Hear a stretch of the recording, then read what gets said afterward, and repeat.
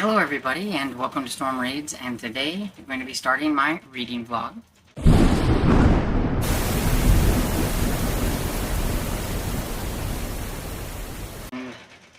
It is almost 12 o'clock on Monday. I was going to start this on Sunday and then it just got away with me, but that's okay. We'll start on Monday. So it is, I believe, the 7th? Am I right? Yes. It's the 7th of October.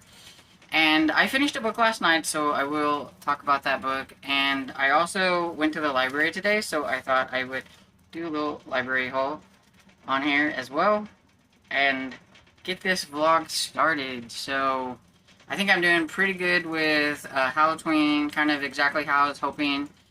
And so I'm hoping to keep up the momentum and not get burned out, but we'll see how it goes. I always get like super excited at the beginning of the month, and then by the end of the month, things change. We'll see. And so the book that I'm going to talk about is Night of the Living Mummy by R.L. Stine. It's the third book in the House of Shivers series. And in this one, we have a young boy who is kind of obsessed with mummies and all things like Egyptian and everything. He's just super excited. He's building a pyramid out of Legos in his room. It's like taking up like almost all of his space to make this kind of really, and it costs a lot of money to get all the yellow Legos. He said something about how his dad said he didn't owe him allowance for like several years, so it cost a lot to get the yellow Legos and stuff. So yeah, so he's pretty obsessed with that, and his school is going to be going to a museum, and he's super excited because in this museum they got this new mummy they haven't had before, so they have a mummy exhibit, and he's super excited about it. When they get there, he sneaks off. He's not supposed to sneak off. He's supposed to stay with his class. That's what he gets. But he's just so excited. He wants to go see the mummy so bad. So he sneaks off, and then he finds out that the exhibit's not even open yet. It's got stuff across it. Security guard's telling him he can't go in there. So what does he do? He sneaks. He goes around a different way, figures out how to get in there, and that is what he gets. So he gets into there to look at this mummy, and it's a boy mummy. It's he was a boy king, and I do not remember what his name was. But anyway, he has to get in there really close, and he hears some voices and stuff, and then something happens, and all of a sudden he gets kind of zapped, and he has this voice in his head, and it is the boy king, the mummy, and then you get like, find out why, and like some things that happen to the boy king and why all this is happening. And so it takes you back to like the Egyptian times for a little bit, and you learn the story of this boy and this really bad like wizard guy that kind of wants the kid's spot and everything and all that stuff, and what happened to him and some other things, and it has to do with what's happening in the present day. And yeah, the boy king needs his help to get something from somebody bad and everything, and if he doesn't do what he wants him to do, he has the ability to like hurt his head and stuff, because he's like in his head and everything. And so yeah, it was pretty fun. I liked that one. It was definitely better than the second book in the House of Shivers. I liked the first book. I thought the second book was this and then I've enjoyed this one. I still think the endings sometimes to R.L. Stine's aren't the best, but overall this one was decent, I guess, and everything. So yeah, I give it 4 stars. It's more like a 3.75, but you know, I'll give it 4 stars on Goodreads and everything. So that one done. And this week I'm not going to mention what I think I'm going to read, and we're just going to see what happens, because there are a lot of books that are almost due on Libby that I really need to try to get to. Some of them are like super short, like a lot of them are my treat books, so they're really small, like chapter books and things like that, and I just need to go ahead and get them read, because I don't want them to go back.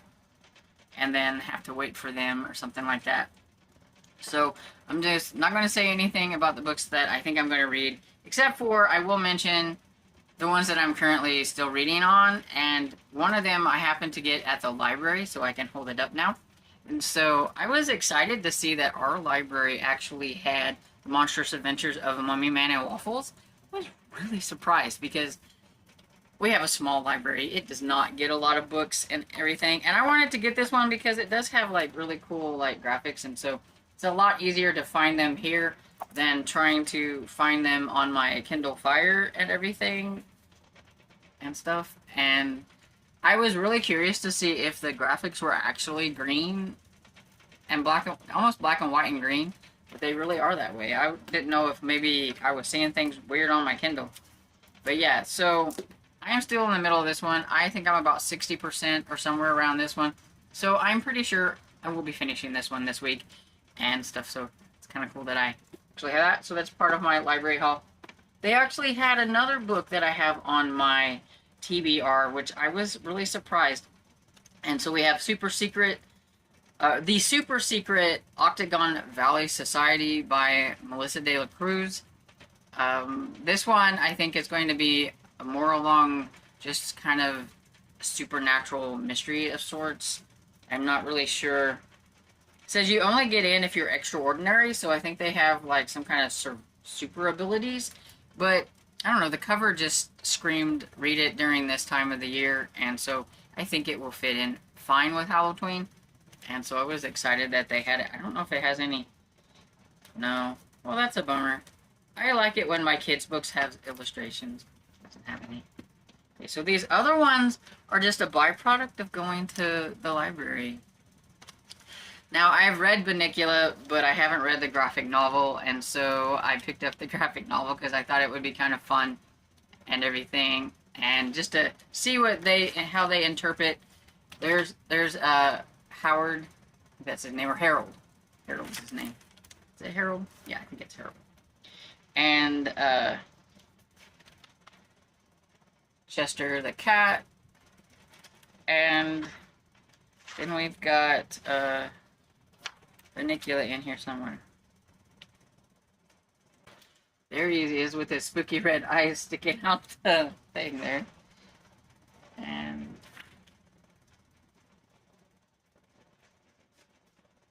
there he is. There's Bunnicula. The cute little bunny. Okay. And next, now this cover has a spooky cover, but I kid you not, I did find this in the middle grade section. So it's the Haunted State of America, and it's got a story from each state. It says every state has an urban legend. Now, I thought it was cool because it has the Missouri spook light, and I don't know if there's more than one spook light in Missouri, but I do know that about a half an hour or so away from me, we do have a place that you can go and look at the spook light, and so I thought it was kind of cool that they had a spook light story for Missouri. I'm just not quite sure what this graphic has to do with this spook light, so it'll be interesting to read the little story and see.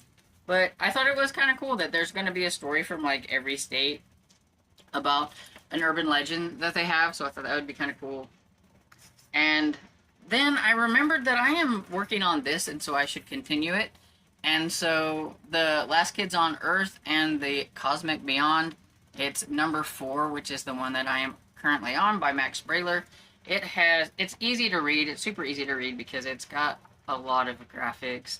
I love graphics in middle grade and everything. So yeah, those were the books that I did pick up at the library, and I'm hoping to be able to fit these into my TBR somewhere and everything. And so I will be back on here whenever I finish something else. So hello my friends, it is Tuesday about 10:30 in the morning, and I finished one book last night and then one book this morning, so I thought I'd pop on here and let you know what I thought about them. So the first one was Ghost in the Attic by Dory Hillstad Butler. I believe I'm right. You'll see the picture. It is a little chapter book. I finished it yesterday on reading sprints. It did not take me very long because there were illustrations and it is a chapter book. It was really short. And so, but it's still cute. So, this one is about, it's the second book in the Haunted Library series. And this one is about Claire and Kaz. Kaz is a ghost and Claire is a solid, which means she's human and not a ghost. And she doesn't like to be called a solid. You find that out in like the first book whenever she first meets Kaz. And in this one, you know, they've decided to start a ghost detective agency because you find out in the first book that, you know, something happened and Kaz and his family kind of got blown away and he ended up landing in this library. And so Claire can see ghosts, and so they've become friends, and so they're looking for Kaz's family. And so they thought, what better way is to open up like a little ghost detective agency. And so there is an older lady who swears up and down there's a ghost in her attic, and Claire's parents are actually detectives, and they're like, we don't do that kind of detecting when somebody called them. And so Claire automatically called them back and was like, we do that kind of stuff. And so they are trying to figure out if there is a ghost in this little lady's house.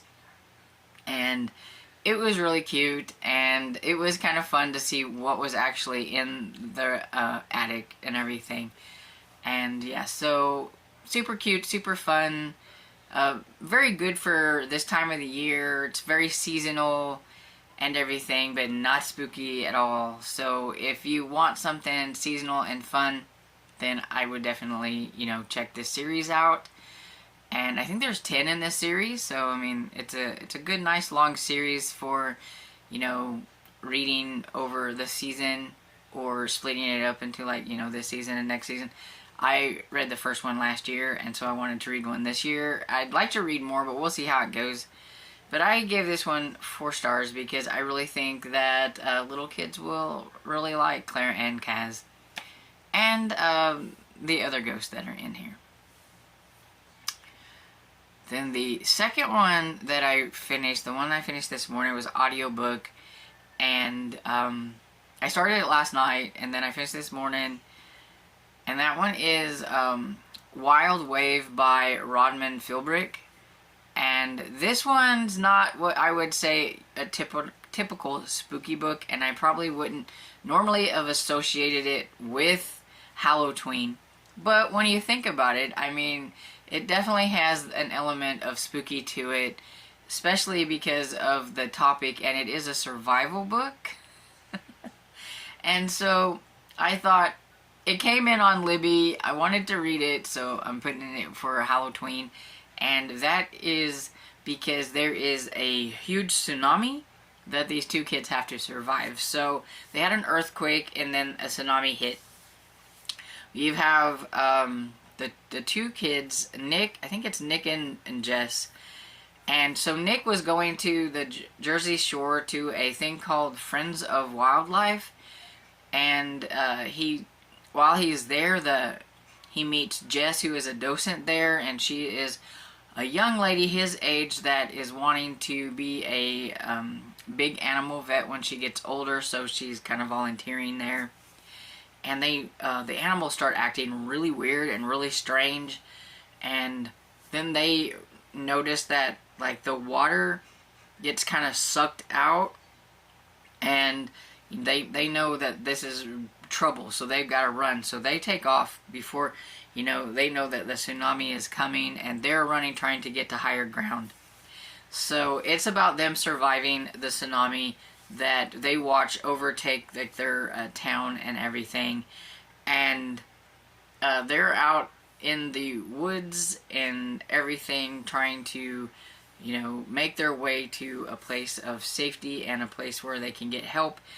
Along the way, they run into an older couple that they know from school.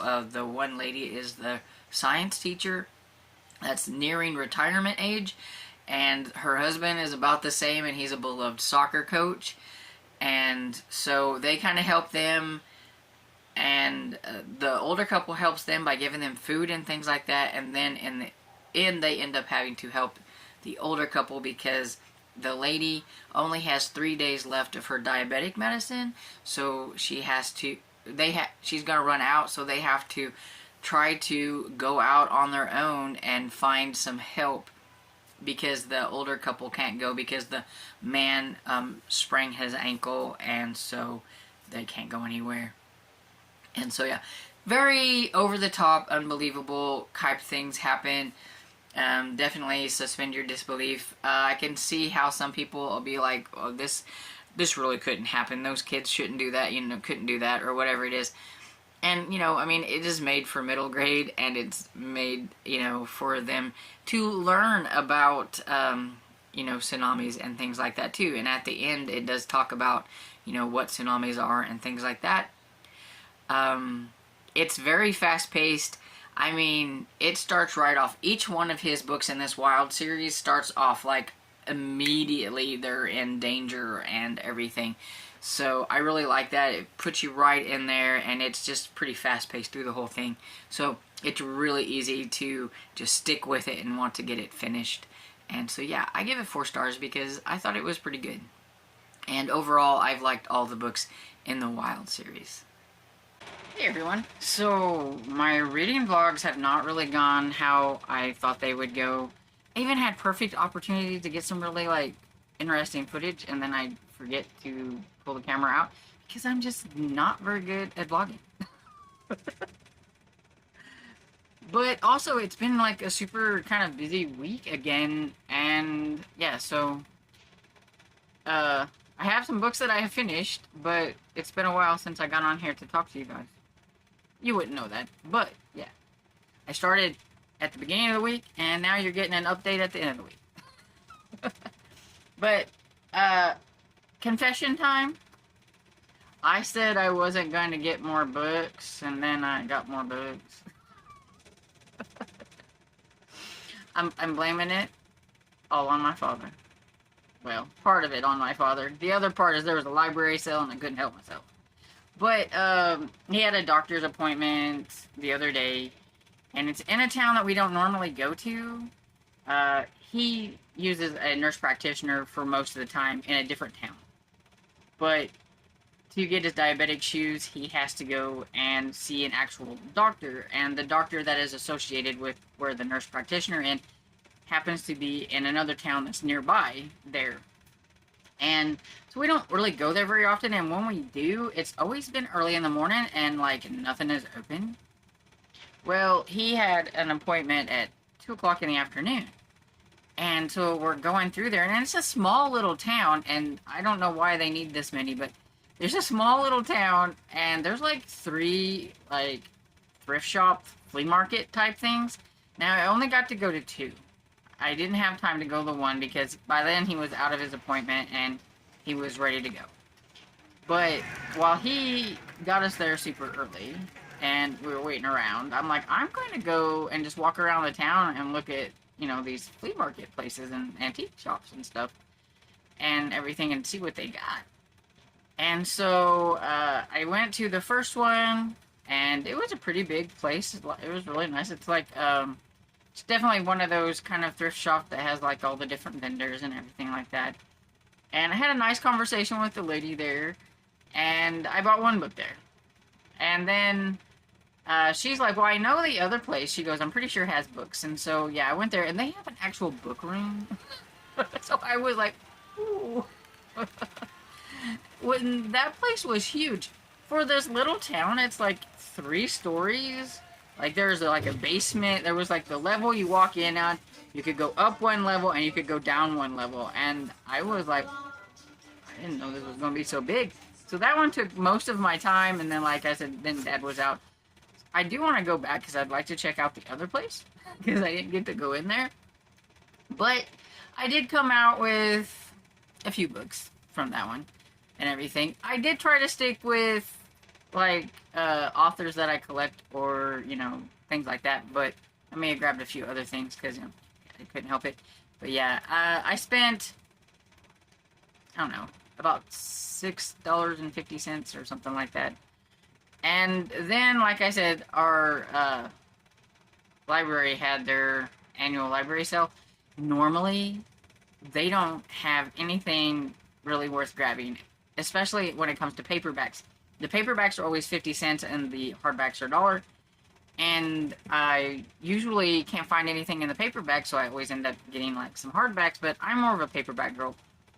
And this year, there was a ton of paperbacks, and I was like, oh my goodness. And so I got to grab a few things from some things that I am collecting, but I did grab a couple of other items as well and everything. So, book haul coming soon. I think I'm going to call it, oops, I did it again. But anyway, so, uh, I've had a really good reading week. You have seen some of the reading that I did because I did take a day, and actually it was probably more like a couple of hours, and I read 6 picture books. So that happened this week. So I don't have to talk about. You can see the video that I did on picture books and everything. And I have finished 4 other books though. I did some really short ones that was a bind up of a series that I've been working on and everything. So I am going to just talk to you about these other books that I have read. So I read The Halloween Tree by Ray Bradbury. I've never read that story before, and I thought, you know, why not read it? It came off on a hold on Libby, and so I went ahead and did that. I enjoyed it. That is a strange little book. I've noticed that I've only read 2 Ray Bradbury books. I've read Something Wicked This Way Comes. That was a strange little book too. And so, I don't know, but I get the feeling that Ray Bradbury books are just strange. But I thought this one was pretty interesting. It'll probably be one that I'll have to probably listen to again to really grasp everything that was going on and everything. But I know it was about 8 boys, and they're all dressed up, and each of them are dressed up in different costumes, and they are going to meet their friend Pipkin at this haunted house. And I think the moral of this story is don't knock on a knocker that looks like the Marley knocker from the Christmas Carol. Because it seems like that's like when a lot of this really strange stuff happened. And they were going to meet their friend Pipkin, and he gets swept up by something dark. And then they meet this mysterious Mr. Moundsshroud, who takes them around on this adventure while they're trying to find their friend Pipkin and to save him. And you learn about each of the costumes that the kids are wearing, and about different Halloween, it seems like Halloween cultures or things that people do. And like, I know one of them that I can remember for sure was like the Day of the Dead.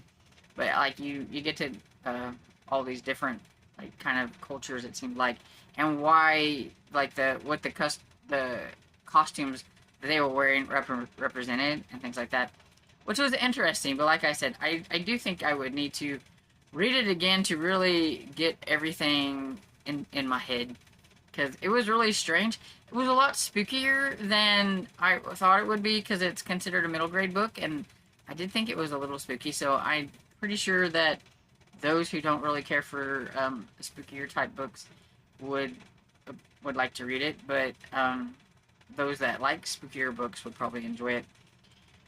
I didn't think it was spooky. I'm just saying, I'm trying to think of like the people that are following me here that are subscribed and how they would react to it, and so I think some would think it was spooky. And then I decided to listen to a bind-up of Bunnicula number 4 and number 5, and so I listened to Nighty Nightmare by James Howe and Return of Holiday Inn by James Howe. They are super cute. Bunnicula is like one of my favorite books from childhood, and somebody I know, Cajun, was reading these for Halloween, and it reminded me that I read like the first 3 Uh, I either read them earlier this year or it was last year. I think it may have been earlier this year. Now I don't remember. But I thought I need to get back to those. So I think it was earlier this year for April and Old School April.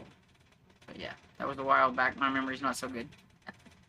Anyway, Nighty Nightmare was really cute. It's about Chester, Harold, and Howie. They're the new pup Howie, and their family is going on a camping trip, and they kind of get lost with this other dog, and you get this whole vampire. Chester needs.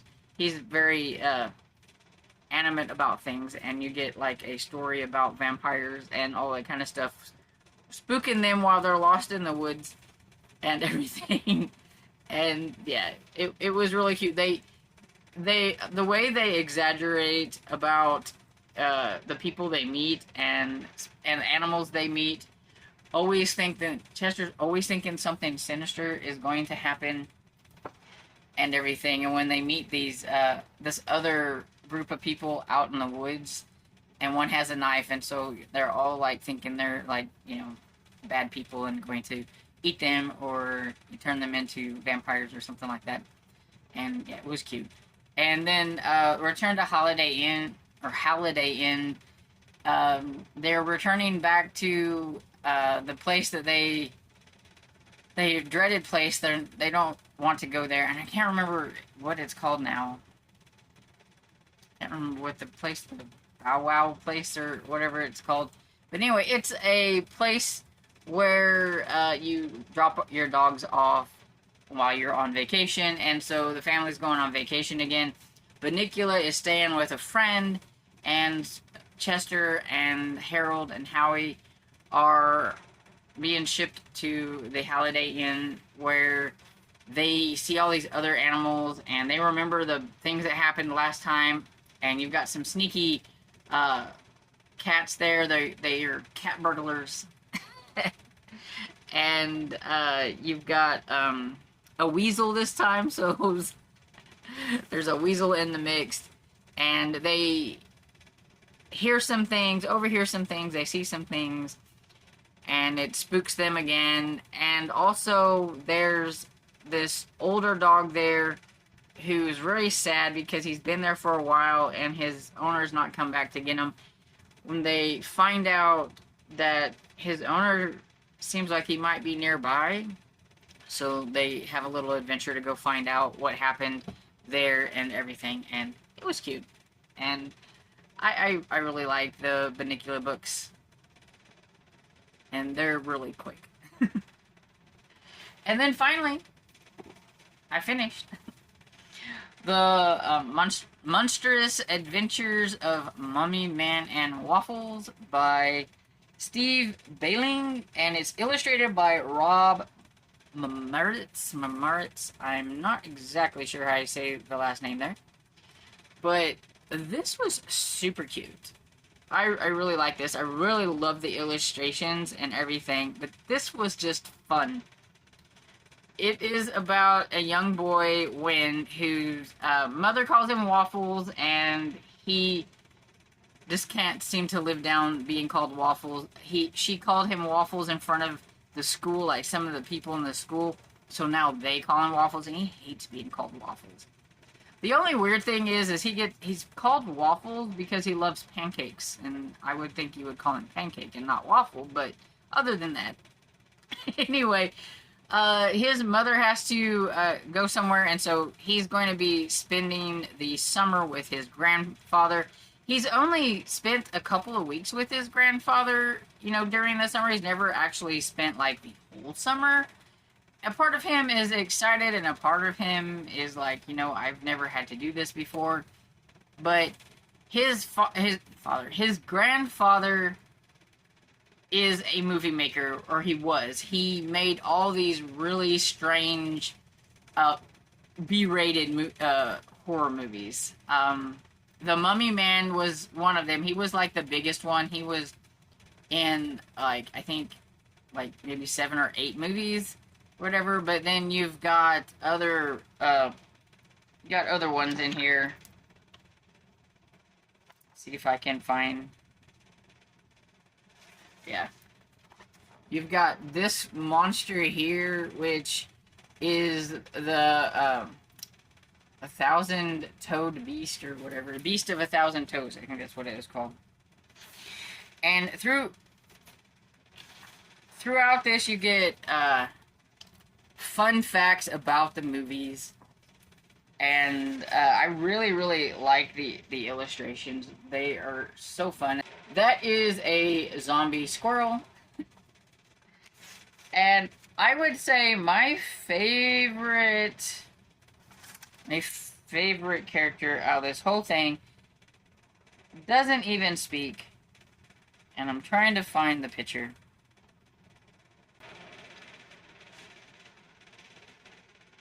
This is Frank the Turtle. And he's my favorite. The Mummy Man picks him up after fighting one of the movie props and everything. And so he kind of just becomes a part of their, like, little clan. But anyway, backing up. Okay, so while he's there, Wen is there to help his grandfather clean out his basement. Like I said, he was a movie man, so he has all this movie props and things. And he had to move it all into his basement. And the basement flooded, and things were getting kind of nasty, and so they need to clean it out. And while they were there, Wen accidentally knocks over a vase that had some slime in it, and it's mummy slime. What you didn't know at the time is this mummy slime is the stuff that created a lot of these characters, and when it gets mixed in with, like, the water and everything, and it goes everywhere, it brings these characters to life. And so that's how we get the Mummy Man. But that's also how we get all the bad creatures as well. The mummy, he seems to be a helper, not a horrible person. The bad guy in this is called Count Wacula, and he's a clown vampire, and he's got his clown bats, and that's what you see here. They all have their little honky noses. And speaking of, like, honking noses, I can speak, really, I can. That would probably be the one thing that was the most annoying out of this whole book. And that's because whenever the vampire is speaking, he'll start speaking, and then it goes honk, and then he speaks again and honk, or whatever. I'm pretty sure if I listen to this on audio, because I actually read this one, that might drive me crazy. Because just reading the word honk all the time was a little annoying. So that was the only really annoying thing about this. The second annoying thing is I should have known, but I have a feeling this is going to be a series because of how it ended. You know, I am a series reader, and the series just find me. But yeah, this was just super fun. It was just about the bad guy, the vampire takes his grandfather, and so him, along with this girl Tanya, who broke the grandfather's window, and so she's kind of having to do penance by helping clean out the basement, so she kind of gets involved in everything too. And then the mummy, they have to try to get the grandfather back, and so it's just the adventure of them fighting all these other creatures and everything, trying to get to his grandfather. So it was a lot of fun, and a lot of really fun illustrations. There's Tanya back here. And yeah, I really like this. It was a lot of fun. I gave it 4 stars. And I think I forgot to say, but I gave the 2 Banicula books 4 stars as well. But overall, it's been a really great reading month. Did I say I don't think I gave any ratings to anything, because I gave the Halloween Tree 4 stars as well. It's just been one of those weeks, and, you know, that's okay. But, yeah, so I've had a really good week so far. We'll see if I finish up anything tomorrow. If I do, then I will come back and talk about them. If not, I'll just come back and wrap everything up, because it will be Saturday, and that's usually when I try to wrap up. And so, we'll see. Hey everybody, I am here to wrap up this reading vlog. I did finish one more book. It was a little chapter book, so I'm going to talk about that book, and then it'll be the end of this reading vlog. So that book was Surf's Up Creepy Stuff, and it is the third book in the Desmond Cole Ghost Patrol series, and it's by Andreas Meadosa, I think. I'm maybe butchering that. And the illustrations are done by Victor Rivas, and the illustrations are really cute and everything. I just really like this little chapter book series. So, it's about Desmond and Andreas, and Andreas moved to this, him and his family moved to new town, and Desmond happens to be his neighbor. And in the first book, they were trying to figure out who the ghost was in Andrea's house. He had a little ghost there, and that ghost's name's Zax, I believe. But you come to find out that Zax he's not a scary ghost or anything like that. He's a pretty cool ghost. So he still haunts and everything, and he hangs out with them a lot. And on this one, they were going... the two friends are going to the beach, and they're going to this beach called, I think it was called Dreary Beach, and it doesn't sound very fun because it sounds kind of spooky, dreary and everything. And not Desmond, but Andreas, the main character, he doesn't really care for the beach that much because, I mean, who wants sand in their shorts and stuff like that?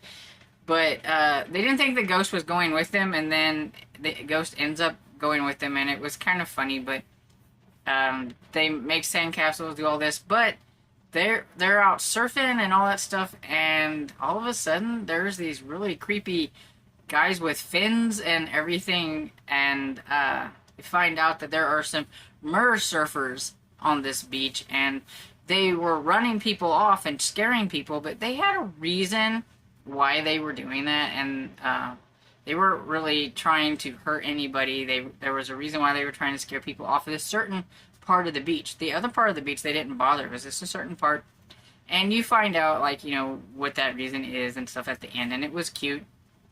And you find out that these little merfolk, they're not bad people. Bad merfolk, I don't know what you'd say, but yeah, it's just super cute chapter book. Each one of them usually has a ghost or something in them, and so I use this for not only Halloween, but for the Halloween-a-thon. It was for one of the bingo spots on my bingo board, so I was glad to get that done so I can mark another spot off on that. And so yeah, if you have little ones that want something great for Halloween, I really suggest this. It's a really cute series. And if you want something that's not too spooky as an adult, this is a perfect series as well. And so I did super well this week. I don't even know the amount that I read. If we count all the picture books, it was quite a bit.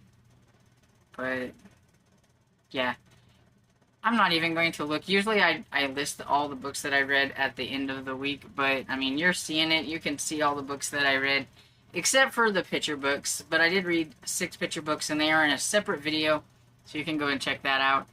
But yeah, I did super well this week, and keeping the momentum up. I'm really having fun reading the kids' books. I'm actually having a lot of fun reading the more of the treat books than the trick books. I think mainly it's because a lot of those are a lot shorter, and they're just fun. But I have some trick books coming up, the more spookier ones coming up. I just haven't got to them yet and everything. So let me know, have you read any of the books that I mentioned in this reading vlog? And if you had, let me know what you thought about them. Just don't forget, no spoilers. And I hope you enjoyed this video, and if you did, please give it a thumbs up and subscribe, and I'll see you all in the next video. Bye!